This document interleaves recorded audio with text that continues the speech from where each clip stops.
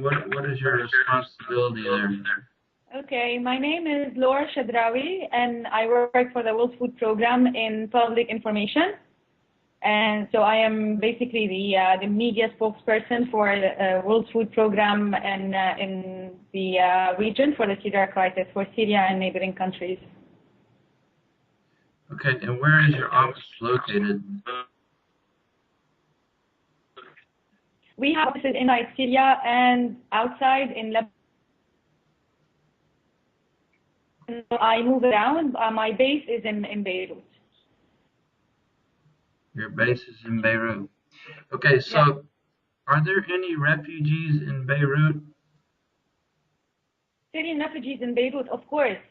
Today, the UN announced that there are 2 million Syrian refugees. These are people who fled the conflict in Syria. Some of them went to Lebanon. In fact, the highest number of these refugees are in Lebanon, more than 1/3 of them. And others went to Jordan, to Turkey, and even to Iraq, and as far as Egypt. Okay, can you tell me what are the conditions like in the refugee camps? Are there, who is building the refugee camps? Is there electrical power, water, all of these things? Well, the situation differs from one place to the other. First, I need to say that not all refugees live in camps. In fact, the majority of them are urban refugees. They live with the host communities in apartments, either renting apartments or being hosted by local families and relatives. Some of them live in unfinished constructions and shelters.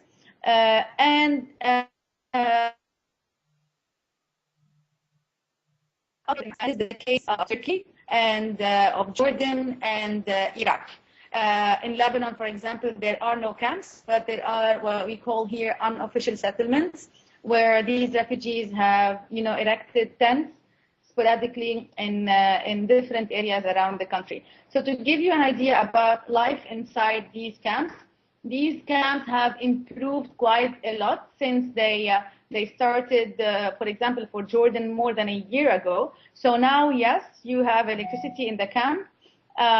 There are a lot of UN agencies and NGOs operating in these camps, providing all sorts of humanitarian assistance, including water and sanitation and education and, of course, food and protection.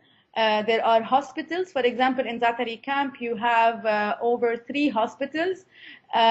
You have child-friendly spaces. You have spaces for women. You have communal kitchens where these refugees can cook for themselves the food rations that they receive from WFP. This is just to give you an idea about how it is to be living in one of these camps. Are there camps in rebel-held territories in Syria?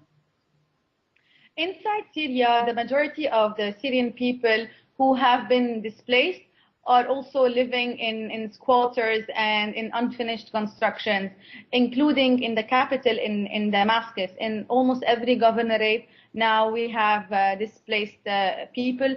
Over 4.25 million are now displaced. Some are in camps, specifically in a number of camps at the border with Turkey, in the north of Syria, but these are not UN-run or official camps.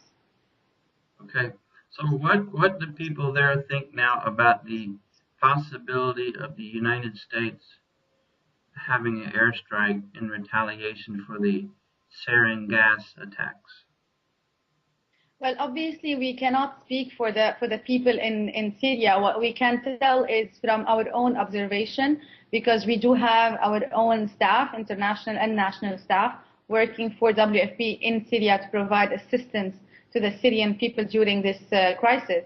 So what they have seen is that there is a sort of fear and anticipation during the last week they also observed that a number of families have started stocking food in their houses, and they also saw a slight increase in prices. So the people seem mad that the Western powers are taking a long time deciding what to do. This is a very political question, I have to say. So, I mean, there is a deep divide in the country. But our role is to assist the people, civilian people, those who have lost all means to support themselves, those who fled their homes or who found whose homes were destroyed, who lost their livelihoods, and now are in need of assistance, whether with this possible strike or not. These people still need our help and our support.